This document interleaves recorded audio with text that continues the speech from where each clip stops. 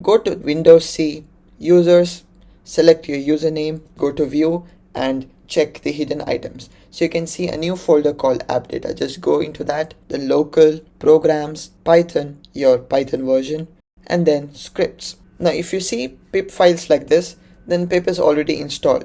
Just CMD doesn't know where to look for it. Now if you don't have pip files over here, then just skip to this timestamp to know how to install these. Just go to system settings, type environment variables for your account, and then click new and name the variable as path and value as your file path. You can just go here and click it and copy it and then just paste it over here. So now just close this window and basically close your CMD as well and reopen it again and just type pip-v. Now if you get something like this, then congratulations, your pip is working perfectly. Case 2, if there are no pip files.